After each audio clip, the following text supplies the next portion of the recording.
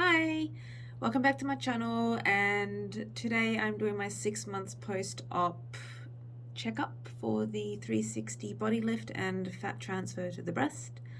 I'm just gonna be really relaxed sitting here. Do you like my new chair?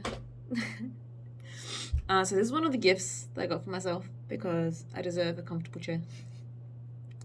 Anyway, totally off topic. Yes, 6 months post-surgery. Geez, that came around fast. So how was it since my last upload? I don't think much really happened. Just the usual things that happen with healing that you're completely unaware of until you push yourself.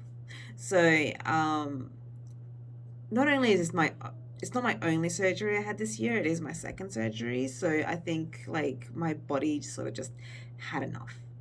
And I was tired. As much as I wanted to like push myself and do more and be active and work out and everything like that, like I kept crashing. So I am only working 3 days a week as a nurse, and you know that's hard enough. I'm on a surgical ward, and you do not sit down at all, just to write notes maybe at the end of the shift, and if you're lucky to get a break. I'm a person that advocates that you stop, drop, do whatever you're doing, and like, you know, just go for your break. That's the type of nurse I am. But you know, you get others that are like, oh, I'm just gonna skip my break. I'm just gonna skip like, no, you don't get paid for that half an hour. You have to look after yourself. Just stop. Anyway, active job.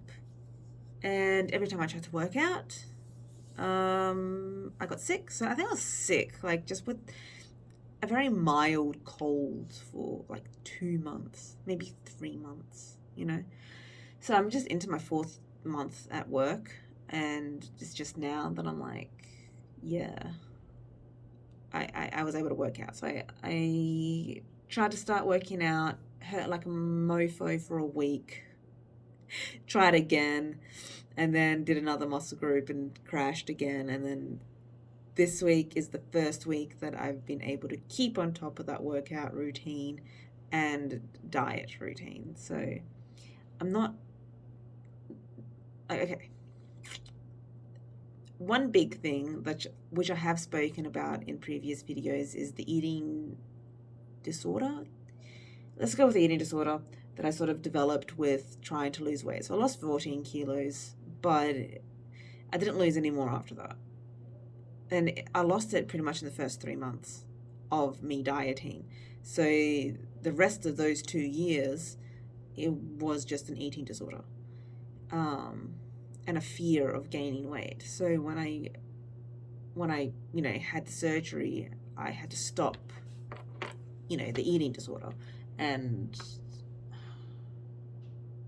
I just went to normal eating, maybe a little bit reckless, but like I had to do that to just like reverse diet, like reverse my metabolism, and everything was fine. Like I didn't really gain any weight. I was just sort of at the same weight.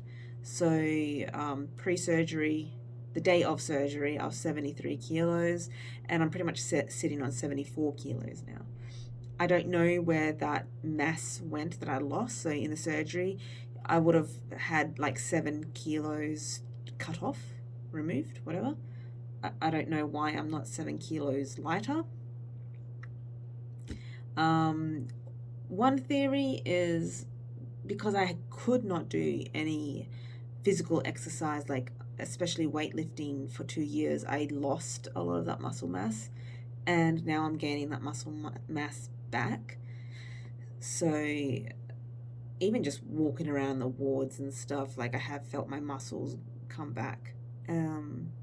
So yeah, I'm wondering if some of that is muscle weight. I don't know. And obviously some of it is fat. What can I do about it? Well, now I'm going to try trim, but I first of all, I had to get rid of that eating disorder and fix my metabolism. So that's what I've done. God, there's a memory there that I needed to clip onto. Okay. important things. So yes, I've started my diet. When I say diet, I mean healthy diet. I don't mean extreme diet. So I went to get a body composition scan. Now, a body composition scan is generally usually used for bone density. So it's used for like people with arthritis or osteoporosis, those sorts of things. And yeah, so I booked in to check my lean mass or my muscle mass and my fat distribution. So I got the full report. It's like 6 pages or more. One, my bone density is well above average. I have good bones. Yay, love that for me. And my muscle mass, well, it's there. But I want to keep track of it to see how I develop over 6 months. So I'm going to do this because it costs $95 every time I get it. I'm going to do it once every 6 months to see my progress. And my fat percentage, so it shows you your fat percentage accurately, because you lie there for like 5 minutes and it takes photos all the way up, like an x-ray and or density, whatever machine it's using, it's reading all the different components of your body. Yeah, so that scan, I think I was 74.5 kilos at the time, and I had 36% body fat. So this is not BMI, this is percentage, it's different. So BMI is around 27, which is just overweight. And then for women, we should have like a maximum of 33% fat. And I'm 3% over that. So pretty much I need to lose 2.2 kilograms of fat. Not overall weight, but fat in itself, to get into that healthy range. So yeah, that's not a lot. That's only 2 kilos of fat. Like, sweet. Like, I am okay in my mind. Like, that's a good starting point. And yeah, so that test also tells you what your basal metabolic rate is. So if you don't know what that is, the base metabolic rate is how many calories your body needs to survive if you're like in a coma, or you're in bed all day, you don't get up, you don't move, you don't do anything. That's how much you need to stay the same weight and to like stay alive, sort of thing. So it showed that my resting rate is 1,350 calories a day. So okay, if I eat that much, any sort of activity I do is going to be considered burning, like that I am burning energy, that I am burning fat reserves.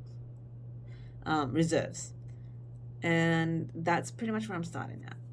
That seems like a healthy way to do it, that I'm going to definitely have enough calories to keep me healthy. And any activity, even if I don't get a work in for that day, just me walking around the house and me moving, it's still going to have me in a deficit, so that I'm not gaining fat. And then because I am exercising, so I'm making sure to do weightlifting and resistance training and all that sort of stuff, I'm making sure to have enough protein so I can add to that muscle. So there's a calculation, I'll find it and like link it in the I'll link it in the description box, the calculation, to figure out like how much protein you should have for your weight to grow muscles, sort of thing. I think it's 0.8 of a gram per pound. Yeah, I think that's it. But anyway, so mine 133 grams per day. And that's what I've added into like making sure that I have enough calories. So now I'm not like eating, I'm not trying to concentrate on not eating, I'm trying to concentrate on eating enough, plus eating enough protein. And actually it's been really good this week. Like, I just have a lot of sort of veggies because I enjoy vegetables and stuff like that. It's not too hard for me to actually diet because there's a lot of stuff that I do enjoy eating that is low in calories. And I just make everything myself. I weigh everything myself. And yeah, I mean, eating's been great. This is one dish I made, which is like I make a big pot of cauliflower and just steam it in the microwave. And then I can just grab tablespoons or like cups of cauliflower for whatever meal I'm having, and then I add sprouts and stuff. And yeah, this one is just eggs on top of it, and usually, and also like, you know, getting salmon and beef or chicken, you know, it's good. Anyway, where am I going with this? So that's my goal from now, is losing that excess fat that annoys the shit out of me and gaining my muscles and my strength and all that sort of stuff back. So I'll do a progress story, hopefully. In 6 months, I'll see some change in my body. I don't know if I actually will. I think that's the scary thing. I've tried for so many years to work on my body and my physique, and I get nowhere with it. Like, I used to weight lift, I used to run. And usually like I hit 72 kilos and I can't get below 72 kilos. And I'm aiming for like 66. So we'll see how we go. Now, my appointment with Dr. Adrian Brooks. So on my abdomen on the right side, so my pelvis is a little bit uneven, and I think that affected like with the anatomical measurements. Anyway, so I just got like the slightest amount of like extra skin and extra fat on my lower right abdominal area. So that pouch is a little bit bigger on that, like a little bit bigger on my right side than my left side. So I was saying like, you know, that's something that I wanted to fix. And he's like, yeah, we can do like in-house, like lipo, just a small amount of lipo to remove that. He doesn't think that it's so bad that it would need a whole new surgery to like pull the skin down. And I understand. I think I'm the only one that notices it. Like, I see it and I feel it, but my husband doesn't notice it. My mom doesn't notice it. No one can see it. It's just me. And I think I just need to like get over it, because I shouldn't go for a second surgery just to fix something so minute like that. That's me being picky. And also I was thinking like, dude, if a surgeon doesn't want to take my money, like if a surgeon doesn't want to make money off me, that's a good sign that everything is fine, because that's like another whole surgery. That's another like $30,000 or whatever it's going to cost me. I don't know. That's business. And if someone's like, I don't want your business, I want you to just relax, mate. I'm like, okay.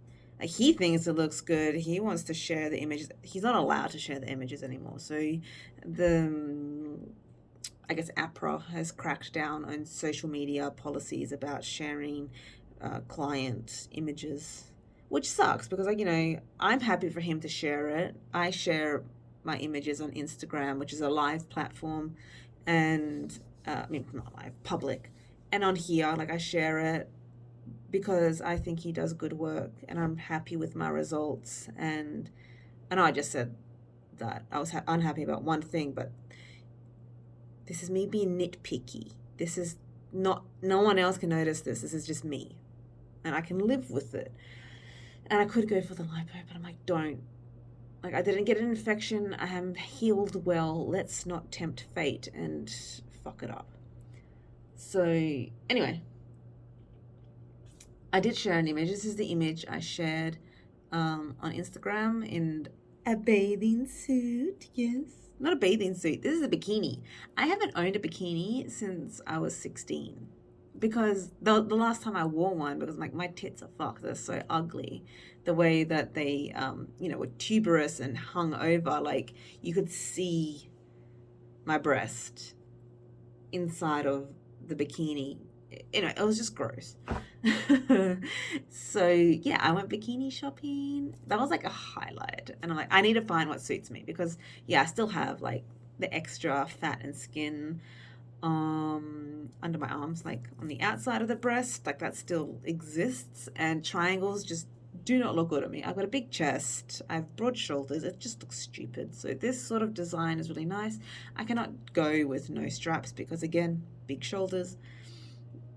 This seemed like a very good design for me, and the bikini bottoms look so good and they feel so comfortable, and you can't see any of my scars, it's all hidden. I think I look smoking hot. I feel very confident in it, and yeah, like, of course I want to share it. Oh yeah, one of the things I love about the new body is, look at that ab, just the split between the two sides of the abdominal muscles, seeing that dip in the center. I love it. I'm so happy I have it. And look at that belly button. Like, so I was thinking, like, I posted this photo on Instagram because I'm like, one, it's really weird not seeing my excess skin and that pouch just like hanging over my pubic bone. And like an ugly, I've never liked my belly button. I always thought it was so ugly, especially when I lost my, I didn't lose my piercing. I mean, I took it out for surgery and I could never get it back in. Yeah, I had a third surgery. 2 years ago, I had my uterus burnt out. So, I mean, I still have my uterus, but I mean, the inside of it was zapped clean. What's it called? Endometrial ablation. That's what I had. And my fallopian tubes cut and all that sort of stuff. So after that surgery, I could not get my belly piercing back in. It's like the piercing finally, after like 16 years, was like, fuck you. I don't want you in there anymore. Just fuck off. So anyway, new belly button. I love the look of my new belly button. It looks fantastic. I remember seeing a post about someone saying, just forego the belly button. Just don't get one cut in. Just have no belly button after having a tummy tuck. And I'm like, WTF? How bad are these surgeons out there that you're like, nah, don't worry about having a belly button? No. Adrian, beautiful belly button. Just, you do belly buttons good. Thank you, kind sir. I love my belly button. It is gorgeous. So I was thinking, like, do I get my piercing again? Because I had my belly pierced at 14 and I only lost it like 2 years ago. It's weird not having my belly button pierced.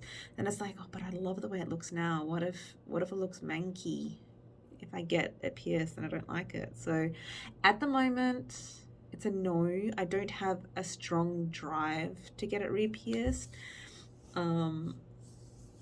Yeah, my need for piercings went years ago. For the longest time, I wanted my tongue pierced and my nose. Anyway, yeah. So those are the two like major photos where I'm just like super proud of how I look and how I feel. And I do have more clothing. I don't think I'm just gonna. Look at my Instagram, you'll see like all my clothing photos on there. I have a beautiful gown from Chic. I love it. It is gorgeous. Breasts look great in it. The breast, you know, it's not made them larger outwards in any way. It really is just that center part. So it is more important with like filling my bras properly and what's it called? The bikini. Like, that's it. It just feels more full and it fills out properly. And it makes me feel good. That's it. I feel great. Did it completely get rid of the tubulous look? No.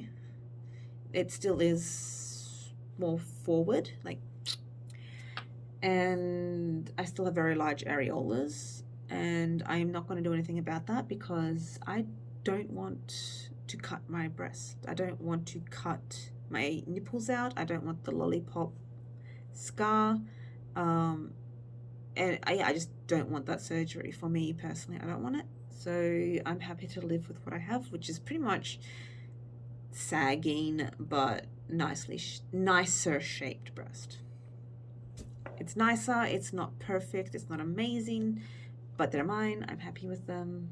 And I pretty much think that's it. That's it. Like 6 months post surgery, I feel good. I'm working out. I have energy. I don't have any pain. I actually am still a bit tight. Which is surprising because like some people after 4, straight away they're able to stand up straight, and I wasn't. 4 weeks, I was like, okay, I can stand up at 4 weeks. And someone tried to mock me for that. Someone's like, oh, you had a bad surgery because you couldn't stand up after 4 weeks. I'm like, no, I think that's just got to do with me and my skin. Like, I had very specific area that was stretched, which is just like the lower abdominal area. That was it. I didn't have loose skin anywhere else. So like trying to grab the skin from up here and drag it down to my pelvis was difficult because my skin's not stretchy. Like this hurts for me to try and grab this skin. It hurts. It's not stretchy.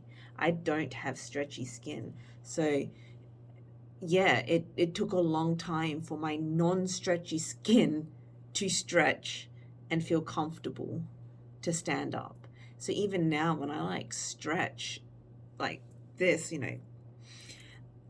I can feel it tugging on my pelvis. It's just not stretchy. So it's going to take time for my tweaked skin to give way.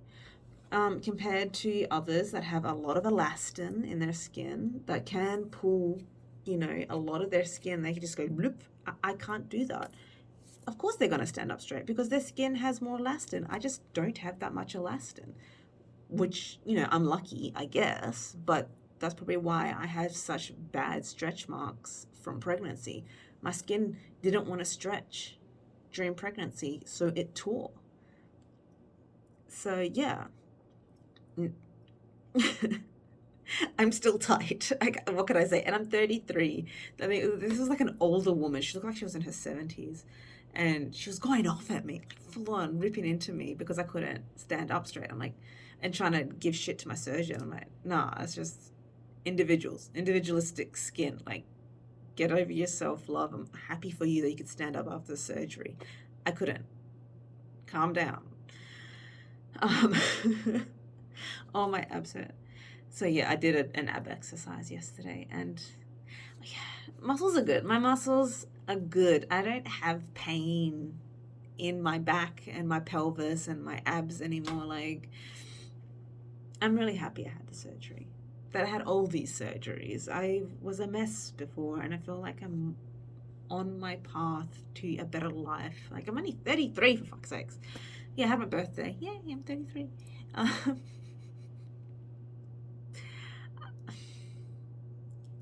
I'm happy. Like, I've struggled with so much chronic pain and bullshit for so long, and I knew this year was going to be hard. I had so many surgeries to get through, and I'm healing, and this is like a new beginning.